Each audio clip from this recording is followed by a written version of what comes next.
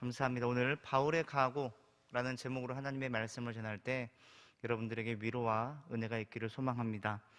오늘 본문 1절에서 3절까지의 말씀을 보면 우리가 그들을 작별하고 배를 타고 고스로 가서 이튿날 로도에 이르러 거기서부터 바다라로 가서 베니게로 건너가는 배를 만나서 타고 가다가 구브로를 바라보고 이를 왼편에 두고 수리아로 항해하여 두로에서 상륙하니 거기서 배의 짐을 풀려 하미러라. 이렇게 말씀하고 있습니다.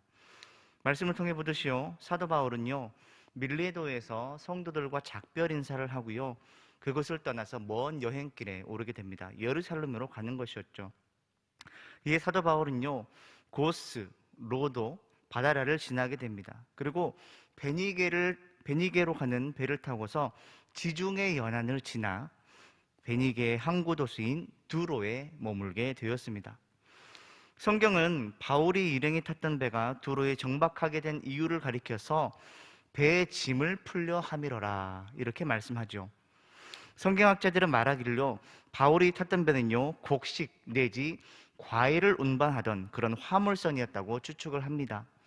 당시 곡물이나 과일 같은 짐들은요 내리고 또 다른 짐들을 싣는데 보통 얼마간의 시간이 걸렸냐면 약 일주일 정도의 시간이 걸렸다고 합니다. 그렇기 때문에 바울은요 두로에서 일주일이라는 시간의 여유를 갖게 되었던 것이죠. 그래도 다행인 것은 바울이 탔던 배는 해안선을 따라 굽이굽이 여행하는 것이 아니라 지중해를 가로질러서 항해했던 배였기 때문에 일주일 동안 휴식을 가져도 오순절 전에 충분히 예루살렘에 도착하는데 큰 어려움이 없었다는 것입니다. 이 본문 4절의 말씀을 보면 제자들을 찾아 거기서 이레를 머물더니 그 제자들이 성령의 감동으로 바울더러 예루살렘에 들어가지 말라 하더라 이렇게 말씀하고 있습니다. 바울은요 일주일 동안 두로에 머무르면서 그곳에 있는 자신의 제자들을 찾아가 만나게 됩니다. 그들은 과거에요 바울의 2차 전도 여행 당시에 베니게를 방문한 적이 있었는데 여기서 바울이 찾아가 만난 제자들이란 바로 그때 만난 성도들을 의미한다고 말할 수가 있습니다. 바울은 두로에 일주일간 머무르면서 바로 그들을 만나서 교제하기를 원했던 것이죠. 그런데 말씀을 통해 보듯이요 바울이 만난 제자들 중에는요 성령의 은혜로 말미암아 예언의 은사를 가진 사람들이 있었다고 말씀합니다. 그리고 그들은요 오랜만에 만난 바울을 향하여 무엇을 권하고 있습니까? 예루살렘에 들어가지 말 것을 권하고 있다는 것입니다. 왜냐하면 그곳에 무엇이 기다리고 있기 때문에? 고난이 기다리고 있기 때문이었습니다. 우리가 잘 알듯이 사도행전 20장 22절의 말씀을 보면 보라 이제 나는 성령에 매여 예루살렘으로 갔는데 거기서 무슨 일을 당하는지 알지 못하노라 이렇게 말씀하죠. 사도 바울은 이제 나는 성령에 매여서 하나님의 뜻에 따라 예루살렘으로 갈 것이라고 고백했습니다. 또한 스스로 말하기를 예루살렘에서 무슨 일을 당할는지 자신은 알지 못한다고 했습니다. 여기서 무슨 일이란 자신이 당할 고난을 의미한다고 할 수가 있습니다. 사실 말은요 자신이 거기서 무슨 일을 당한지 알지 못한다 이렇게 말했지만 바울 역시 자신이 고난 당할 것을 이미 직감하고 있었다라고 하는 것이죠. 하지만 바울이 예루살렘으로 가는 것은요 자신의 뜻이 아니라 누구의 뜻이었습니까? 다 함께 따라하겠습니다. 하나님의 뜻이었습니다. 그렇습니다. 그는요 성령님을 통해서 하나님의 뜻을 알게 되었고 그것이 바로 내가 가야 할 길이구나 라고 하는 것을 인식하고 있었다는 것입니다. 그래서 어떠한 고난이 온다 할지라도 설령 그것이 죽음을 당하는 일이라 할지라도 이에 순종하여서 예루살렘으로 가기로 결정을 내렸구나 이것을 알 수가 있는 것이죠. 그러나 두로에 있는 바울의 제자들은요 그가 예루살렘으로 가는 것을 막았습니다. 왜냐하면 예언자들을 통해 바울이 예루살렘에서 굉장히 큰 고난과 어려움을 당할 것이라는 사실을 이미 그들은 알고 있었기 때문입니다. 바울이 감옥에 갇히면 어떡하지? 바울이 매를 맞으면 어떡하지? 행여나 바울이 심한 박해를 받으면 어떡하지? 목숨을 잃으면 어떡하지? 이런 염려와 걱정으로 인해서 계속해서 바울이 예루살렘으로 갈 것을 말렸다는 것이죠. 그들 역시 성령님을 통해서 바울의 앞을 내다본 자들이었습니다.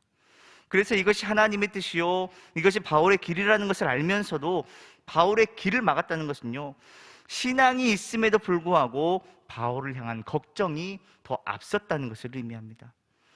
하지만 이러한 두로의 성도들의 마음은 성령님의 뜻을 거역하는 것이라기보다는요, 바울을 사랑하는 그 애타는 심정으로 바울이 예루살렘으로 올라가지 못하도록 말렸다라고 하는 것을 의미합니다. 그러나 여러분, 바울은 자신의 뜻을 굽히지 않았습니다. 그것이 바로 하나님의 뜻이었고 그것이 바로 나의 사명이었기 때문에 그는 사람의 인정에 매여서 그 자리에 주저앉지 않았다는 것입니다. 하지만 그렇다고 해서요, 바울이 그들을 매몰차게 대하거나 그들을 무시했다는 것은 결코 아닙니다. 다음에 이어지는 말씀, 우리 본문 5절에서 6절 말씀 한번 함께 읽어보도록 하겠습니다. 5절에서 6절입니다. 시작. 이 여러 날을 지낸 후 우리가 떠나갈새 그들이 다 그 처자와 함께 성문 밖까지 전송하거늘 우리가 바닷가에서 무릎을 꿇어 기도하고 서로 작별한 후 우리는 배에 오르고 그들은 집으로 돌아가니라. 아멘. 사도행전의 저자인 누가는요, 바울과 함께 여러 날을 두로에서 함께 보냈습니다. 그리고 두로를 떠날 때 두로에 있는 성도들, 즉 남자들뿐만 아니라 그 남자의 아내들과 자녀들까지 모두 함께 나와서 바울 일행이 가는 길을 전송해 주었다라고 하는 것을 우리가 알 수가 있습니다. 사실 바울과 두로의 성도들은요, 3년이라는 시간 동안 함께 신앙생활을 했던 에베소 교회의 성도들만큼 서로 돈독한 친분이 있던 것은 아니었습니다.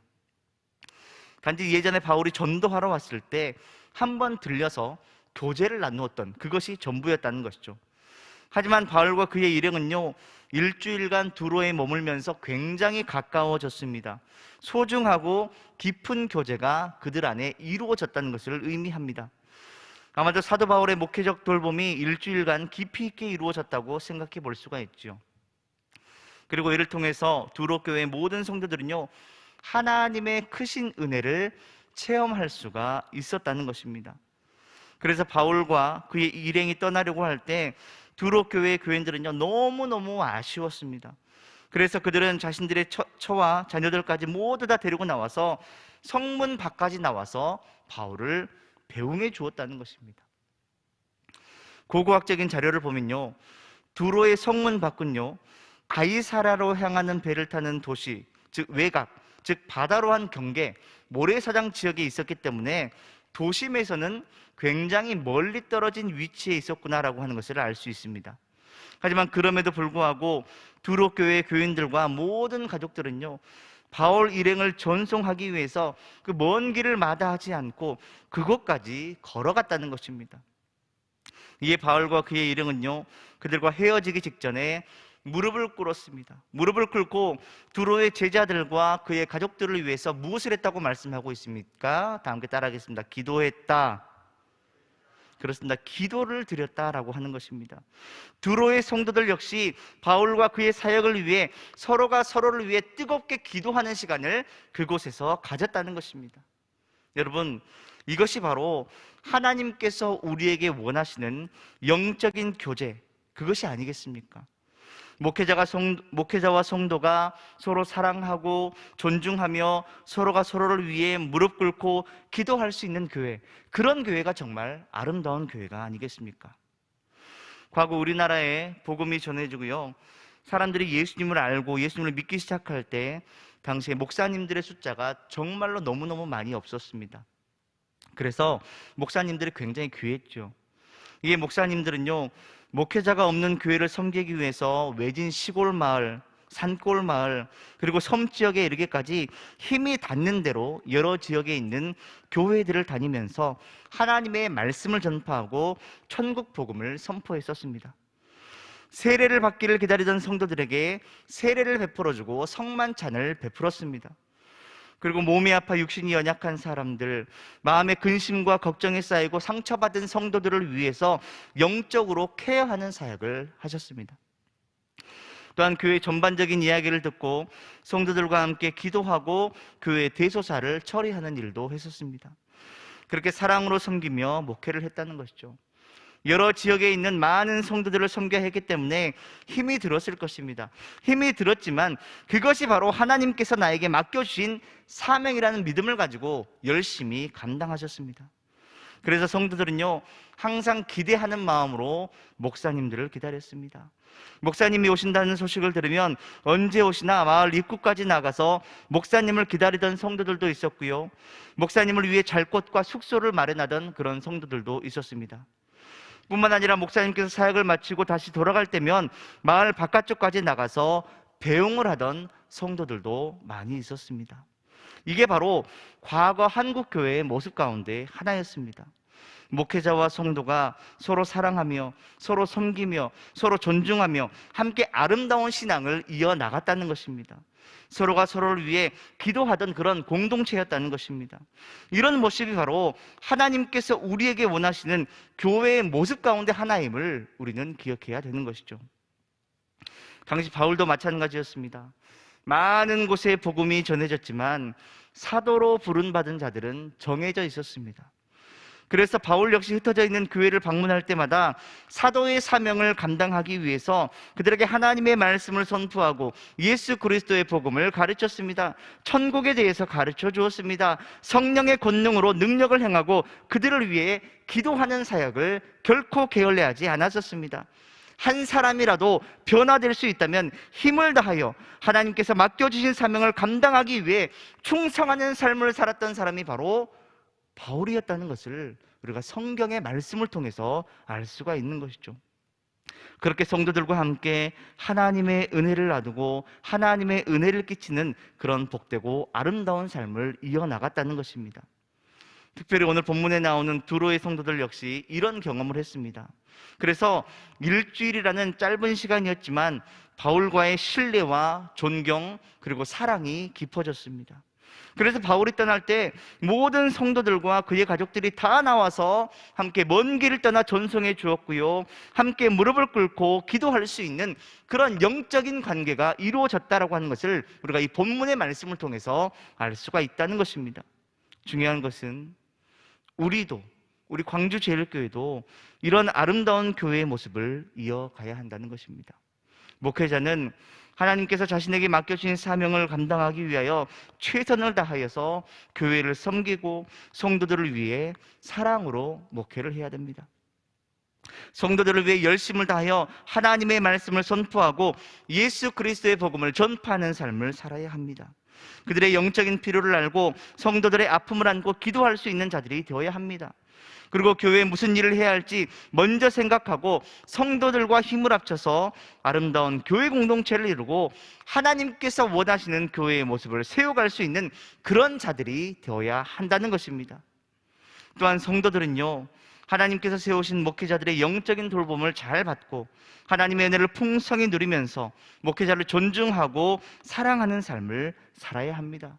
목사님들을 위해 기도하고 말씀의 능력이 나타날 수 있도록 중보하는 삶을 살아야겠죠. 그렇게 함께 교회를 세워가고 하나님의 뜻을 이루며 하나님의 나라를 이루어가는 교회가 바로 광주제일교회가 되어야 한다는 것입니다. 여러분, 목회자들이 언제 가장 큰 보람을 느낀다고 생각하십니까? 그것은요, 성도들이 선포된 말씀을 듣고 은혜를 누리고 이를 잘 듣고 실천하는 삶을 살아갈 때다라고 말할 수가 있습니다. 선포된 말씀을 통해서 성령의 역사가 나타나고 성도들의 삶이 변화되고 항상 하나님과 동행하는 삶을 살아가려고 할 때 가장 큰 기쁨을 느끼게 되는 것입니다. 그러한 가운데 성도들이 목회자들을 위해 기도하며 목회자들을 도와 교회를 아름답게 섬겨간다면 더할 나위 없이 좋다라고 말할 수가 있겠죠. 사랑하는 성도 여러분, 우리 교회가 이런 교회가 되면 좋겠습니다. 정말 하나님께서 원하시는 복되고 아름다운 교회의 모습을 갖춰가기를 원합니다.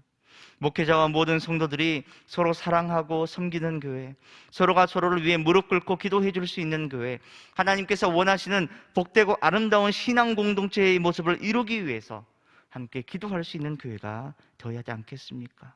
그래서 하나님께서 우리 광주제일교회를 통해서 홀로 영광 받아주고 우리 삶에는 풍성한 은혜가 넘치고 영적인 교제가 이루어지고 정말 천국 가는 그날까지 복되고 아름다운 공동체의 모습을 세워갈 수 있는 우리 광주제일교회가 되시기를 주님의 이름으로 축복합니다. 다음으로 이어지는 말씀을 보면 사도 바울은 두로를 떠나서 항해를 다 마치고 돌레마이에 도착하고 그곳에서 형제들에게 안부를 물은 후에 어디에 이르게 되었습니까? 가이사랴에 이르게 되었습니다. 그곳에서 바울의 일행은요, 7 집사 가운데 한 사람인 빌립의 집에 머무르게 되었습니다. 그리고 빌립 집사에게는 4명의 예언하는 딸이 있었다, 이렇게 말씀하고 있죠. 그런데 이어지는 말씀 10절에서 12절의 말씀을 보면 이렇게 말씀하고 있습니다. 여러 날 머물러 있다가 아가보라 하는 한 선지자가 유대로부터 내려와 우리에게 와서 바울의 띠를 가져다가 자기 수족을 잡아매고 말하기를 성령이 말씀하시되 예루살렘에서 유대인들이 이같이 이 띠 임자를 결박하여 이방인의 손에 넘겨주리라 하거늘 우리가 그 말을 듣고 그곳 사람들과 더불어 바울에게 예루살렘으로 올라가지 말라고 하니, 이렇게 말씀하고 있습니다. 말씀을 통해 보듯이요, 바울은 빌립 집사의 집에서 누구를 만나게 되냐면 선지자 아가보라 하는 사람을 만나게 되었습니다. 바울은요, 아가보를 이전에 수리아 안디옥이라는 곳에서 만난 적이 있었습니다. 그때 그는요, 천하가 크게 흉년이 들 것이라고 예언을 했고요, 그 예언은요, 글라우디오 황제가 통치할 때인 주 46년에 성취되었다고 성경학자들은 말씀하고 있습니다. 그런데 그가 이번에는 무엇을 예언했다고 말씀합니까? 바울의 고난에 대해서 예언하고 있다는 것입니다. 성령이 충만한 사람들은요, 모두 다 예언하기를 바울이 예루살렘으로 가면 반드시 고난을 당할 것이다 라고 하는 것을 공통적으로 예언을 했다는 것이죠. 아가보는요, 그런데 다른 사람들과 달리 구체적인 행동을 통해서 바울이 어떻게 고난당할 것인가를 우리에게 보여주고 있습니다. 아가보는 바울의 띠를 가져다가요, 자신의 수족을 손과 발을 묶었습니다. 여기서 말하는 띠라는 것은요, 짧은 가죽 허리띠라기보다는 당시에 허리띠로 사용되었던 긴 천을 의미한다고 말할 수가 있습니다. 아가보는 바로 이 띠의 주인이 예루살렘에서 유대인들에게 붙잡혀서 이렇게 묶이게 되고 이방인들에게 넘겨지게 될 것입니다 라고 예언을 했다는 것입니다. 이에 사람들은 뭐라고 말합니까? 바울에게 예루살렘으로 올라가면 안 된다고 말합니다. 바울과 함께 여정을 했던 사람들도, 그리고 가이사라에 있는 그리스도인들도 바울을 향하여 한결같이 했던 말이 예루살렘으로 올라가면 안 된다는 말이었습니다. 밀라도와 두로에서도 사람들은요, 바울이 예루살렘으로 올라가는 것을 말렸습니다. 하지만 이번에는요, 더욱더 적극적으로 바울이 예루살렘으로 가는 것을 막았다는 것입니다. 왜냐하면 아가보의 구체적인 예언을 통해서 바울이 유대인들에 의해 결박을 당하고 이방인, 즉 로마인들에게 넘겨지게 될 것이라는 사실을 알게 되니까 바울의 주변 사람들은요, 더욱더 적극적으로 바울의 예루살렘 행을 막을 수밖에 없었다는 것입니다. 바울이 예루살렘으로 가는 것이 하나님의 뜻이었습니다. 하나님의 뜻이었지만 사람들은요, 사랑하고 존경하는 영적인 지도자가 고난당하는 것을 그냥 바라만 보고 있을 수가 없었다는 것입니다. 그래서 그들은요, 적극적으로 바울이 예루살렘으로 가는 것을 말릴 수밖에 없었다는 것이죠. 그러나 본문 13절에서 14절의 말씀을 보면 바울은 이렇게 고백하고 있습니다. 우리 다 함께 본문 13절에서 14절의 말씀 한 목소리로 읽도록 하겠습니다. 자, 시작. 바울이 대답하되 여러분이 어찌하여 울어 내 마음을 상하게 하느냐? 나는 주 예수의 이름을 위하여 결박당할 뿐 아니라 예루살렘에서 죽을 것도 각오하였노라 하니 그가 고난을 받지 아니하므로 우리가 주의 뜻대로 이루어지이다 하고 그쳤노라. 아멘.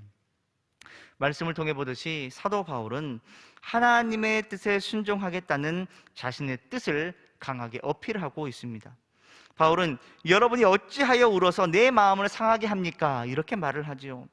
우리는 이 말씀을 통해서 주변의 사람들이 얼마나 간곡하게 바울을 말렸는지를 알 수가 있습니다. 그들은 눈물을 흘리면서 바울이 예루살렘으로 가는 것을 막았습니다. 그래서 바울은요, 마음이 깨지는 것 같았습니다. 마음이 부서지는 것 같았습니다. 마음에 북받치는 감정을 느끼게 되었습니다. 그럼에도 불구하고 사도 바울은 이렇게 외쳤습니다. 나는 주 예수의 이름을 위하여 결박당할 뿐 아니라 예루살렘에서 죽을 것도 각오했습니다. 이것이 바로 사도 바울의 결단이었습니다. 나는 죽어도 하나님의 뜻에 순종할 것이며 나는 죽어도 하나님께서 내게 주신 사명을 감당하겠습니다 라고 하는 단호한 결단과 각오가 사도 바울에게 있었다는 것입니다. 지난주 본문을 통해서 이미 알 수 있듯이요, 사도 바울은 이미 결박과 환난당할 것을 알고 있었습니다. 예언의 은사를 가진 자들도 이미 사도 바울의 고난을 예언했습니다. 그래서 그는 이미 주 예수께 받은 사명을 감당하기 위해 나는 나의 생명조차 조금 더 귀한 것으로 여기지 않을 것입니다 라는 고백을 드렸습니다. 사실요, 사람은 위기의 상황이 다가오면 다가올수록 그 위기를 피해가려고 하는 마음이 생깁니다. 번지점프대에 올라가다 보면은 올라가면은 뛰어내릴 수 있을 것 같습니다. 그런데 막상 뛰어내리려고 점프대 앞에 서면 어떻습니까? 겁이 나니까 뛰어내리는 것을 못하겠다고 말하는 사람들도 있습니다. 아득히 멀리 떨어져 있는 고난에 대해 우리는 막연하게 생각하고 이를 쉽게 여길 수가 있습니다. 그러나 닥쳐온 고난에 대해서는 겁을 먹게 되고요, 피하게 되고요, 그것을 외면하고 싶은 것이 바로 사람의 마음입니다. 그런데 이제요, 100km 정도만 가면 예루살렘이었습니다. 가이사랴에서 예루살렘까지 100km 정도밖에 되지 않았습니다. 예루살렘에 가면 고난을 당한다는 사실을 알고 있음에도 불구하고 사도 바울은요, 예루살렘 입성을 목전에 두고 결코 흔들림 없이 하나님의 뜻에 순종하고 자신의 사명을 실행할 굳은 각오와 결심을 가지고 있었다는 것을 우리가 하나님의 말씀을 통해서 알 수가 있다는 것입니다. 이러한 사도 바울의 고백, 이러한 사도 바울의 고백을 들은 바울의 동역자들은요, 그제서야 주의 뜻이 이루어지이다 라는 대답을 했습니다. 모든 사람들이 바울이 단호하게 각오하고 결단하니까 주의 뜻이 이루어지이다 라는 대답을 통해서 바울에게 자신의 뜻을 비췄다라고 하는 것이죠. 즉, 확고부도한 바울의 굳은 각오 앞에 자신들의 뜻을 포기했지만 거기에 안주하지 아니하고 오히려 하나님의 뜻이 이루어지기를 소망했습니다. 그리고 이를 통해서 바울의 앞길을 하나님께 맡기는 그들의 모습을 우리가 엿볼 수가 있다는 것이죠. 사랑하는 성도 여러분, 분명한 것은 하나님께서는 저와 여러분에게 각자에게 하나님의 뜻에 따라 사명을 주신 줄로 믿습니다. 하나님께서 여러분에게 주신 사명이 무엇입니까? 여러분은 지금 그 사명을 어떻게 감당하며 살아가고 있습니까? 조금 힘들다고, 조금 부담스럽다고, 조금 어렵다고 그 사명을 노려하고 있지는 않습니까? 아니, 하나님께서 내게 주신 사명이 무엇인지조차 모른 채 살아가고 있지는 않습니까? 여러분, 여러분의 인생의 주인이 누구십니까? 하나님의 백성의 인생은요, 자신의 것이 아닙니다. 하나님의 백성의 인생은 하나님의 것이요, 우리는 다만 이 땅에서 청지기의 삶을 살아가고 있다는 것을 믿음으로 고백할 줄 알아야 하는 것입니다. 그러므로 사도 바울은요, 고린도전서 10장 31절에서 이렇게 외치고 있습니다. 우리 한번 읽어보도록 하겠습니다. 자, 시작. 그런즉 너희가 먹든지 마시든지 무엇을 하든지 다 하나님의 영광을 위하여 하라. 한 번 더 읽겠습니다. 시작. 그런즉 너희가 먹든지 마시든지 무엇을 하든지 다 하나님의 영광을 위하여 하라. 우리 역시 이런 마음을 가지고 살아야 한다는 것입니다. 사랑하는 성도 여러분, 하나님의 백성은 하나님의 영광을 위한 삶을 살아야 하는 것입니다. 내 인생의 주인이 바로 하나님이심을 믿음으로 고백하며 먹든지 마시든지 무엇을 하든지 하나님의 영광을 위해 사는 존재가 바로 나라는 사실을 기억하며 살아야 한다는 것입니다. 특별히 우리는 하나님께 영광 돌리는 삶을 살기 위해 하나님의 뜻을 행하며 하나님께서 우리에게 맡겨주신 사명을 끝까지 충성되이 감당하는 사람들이 되어야 하는 것입니다. 우리는 예수 그리스도 한 분을 구주로 고백하며 구원받은 하나님의 자녀가 되었지만 하나님께서는 우리에게 주신 사명은 그 그릇에 따라 각자 다르게 주셨다는 것입니다. 그러나 어떠한 사명이 되었든지 간에 소중하지 않은 사명은 하나도 없습니다. 어떠한 사명이 되었든지 간에 하나님께서 내게 주신 사명은 하나님의 뜻에 따라 내게 주어진 것이요, 우리 역시 사도 바울과 같이 죽을 각오를 하고 각자에게 주어진 사명을 감당할 줄 아는 믿음의 자녀들이 되어야 한다는 것입니다. 그래야 하나님께서 우리의 삶을 통해 영광을 받으시고 하나님 앞에 충성된 자라 일컬음을 받을 수 있음을 저와 여러분은 기억해야 되는 것입니다. 우리 교회는 세워진 지 몇 년이 되었습니까? 네, 우리 교회는 117년 전에 선교사님들을 통해 세워진 교회입니다. 멀리 떨어진 조선이라는 곳에 와서 복음을 전하기까지 선교사님들은 이곳이 고통과 핍박의 땅이라는 것을 모르고 왔을까요? 다 알고 오셨다는 것입니다. 자신들을 서양 귀신을 섬기는 자라고 멸시하고 천대한다라고 하는 것도 다 알고 오셨습니다. 그러나 하나님의 뜻에 순종하여 자신의 사명을 감당하기 위해 그들은 그 모든 고난을 감내할 것을 각오하고 죽기로 결단하고 이 땅 가운데 오셨다는 것입니다. 그리고 교회를 개척하고요, 예수 그리스도를 모르는 사람들에게 복음을 전하고요, 하나님 나라를 선포하셨다는 것입니다. 그러므로 말미암아 세워진 교회가 우리 광주제일교회라는 사실을 저와 여러분은 기억해야 되는 것입니다. 그래서 지금 저희가 이곳에서 하나님의 뜻을 따라서, 그리고 믿음의 선조들의 신앙을 본받아서 하나님께 예배드리고 하나님을 섬기고 하나님의 백성의 삶을 살고 있다는 것을 저와 여러분 항상 기억하며 살아야 한다는 것입니다. 성경에서 말씀하신 충성이라는 것은요, 하나님께 대한 신실함과 정직함을 가리키는 말씀입니다. 하나님에 대한 신실함과 정직함. 그렇게 우리는요, 충성스러운 하나님의 자녀가 되어야 됩니다. 저는 목사로서의 직분을 갖고 있고요, 여러분 가운데는 장로, 권사, 안수집사, 집사, 성도의 직분을 가지고 있는 분들이 있을 것입니다. 그리고 우리는 그 직분과 그 사명을요, 신실함과 정직함을 가지고 해 나아가는 믿음의 자녀가 되어야 하는 것입니다. 그렇게 우리는 충성스러운 하나님의 자녀가 되어야 됩니다. 충성스러운 일꾼이 되어야 됩니다. 충성스러운 하나님의 자녀는 끝까지 하나님을 향한 믿음을 버리지 않고 내게 주신 사명을 죽는 날까지 감당한 자라는 사실을 저와 여러분은 기억해야 된다는 것입니다. 결코 중간에 포기하거나 그 사명을 버리지 않습니다. 그러한 각오로 우리는 하나님께서 주신 사명을 감당해 나아가야 한다는 것입니다. 그러므로 사랑하는 성도 여러분, 바울의 각오와도 같이 하나님께서 내게 맡겨주신 사명을 내 인생이 다하는 날까지 아름답고 복되게 잘 감당하며 살아갈 수 있는 저와 여러분들이 다 되시기를 주님의 이름으로 축복합니다. 아주 작은 일이라도 정말 정성껏 하나님 앞에서 정직하게 감당할 수 있는 저와 여러분들이 되시기를 소망합니다. 어떠한 어려움이 온다 할지라도 절대로 포기하지 아니하고 하나님께서 주신 사명을 잘 완수할 수 있는 저와 여러분들이 되시기를 소망합니다. 그래서 하나님께 잘했다, 착하고 충성된 종아, 이런 칭찬을 받아서 천국 잔치에서 가장 큰 기쁨과 가장 큰 즐거움을 누리며 살아갈 수 있는 저와 여러분들이 다 되시기를 주님의 이름으로 축복합니다.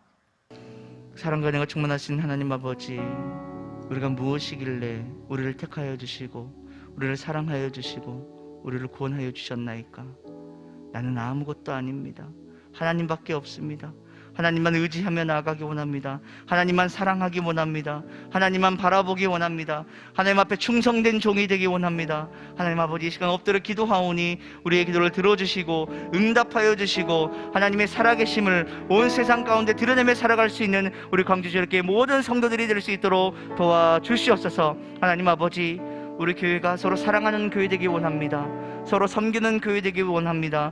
서로가 서로를 위하여 뜨겁게 기도하는 교회가 되기 원합니다. 하나님 앞에 무릎 꿇는 교회가 되기 원합니다. 세상 가운데 예수 그리스도를 드러내는 교회가 되기 원합니다. 하나님 아버지, 우리 교회를 사용하여 주시고 우리 교회를 통해 하나님 아버지 영광 받아 주시옵소서. 하나님 아버지, 우리 모든 성도들에게 각자에게 사명을 주신 줄로 믿습니다. 하나님, 그 사명을 잘 감당할 수 있도록 하나님 아버지 능력을 더하여 주시고 지혜를 더하여 주시고 성령의 충만함을 주시고 건강을 더하여 주시고 하나님을 향한 각오를 더하여 주시옵소서. 그러므로 말미암아 죽기를 각오하고 사역을 아버지 이어갔던 사도 바울처럼 우리 역시 죽기를 각오하고 사명을 감당하며 내 일생 사는 날 동안 하나님께서 진 사명을 잘 감당할 수 있도록 주님 도우시고 함께하여 주시옵소서. 하나님 아버지, 우리 교회가 정말 세상 가운데 빛이 되는 교회가 되기 원합니다.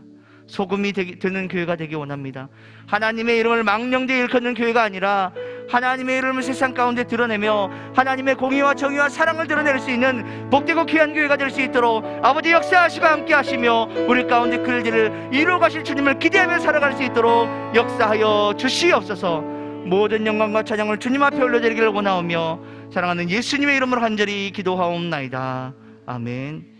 이제는 우리 주 예수 그리스도의 은혜와 하나님 아버지 극진하신 사랑하심과 성령님의 감동과 마비를 교통하심과 그 복 주시는 은혜의 역사가 서로가 서로를 사랑으로 섬기며 서로가 서로를 위하여 기도하며 내게 맡겨진 사명을 잘 감당하기를 결단하는 그 마음의 다짐으로 주님을 섬기기를 원하는 우리 광주지역교회 모든 성도들 머리 위에, 광주지역교회 모든 성도들의 가정과 기업과 일터 위에, 이 나라의 민족 가운데 우리의 거룩한 일상 속에 이제로부터 영원토록 함께 하시기를 간절히 축원하옵나이다. 아멘.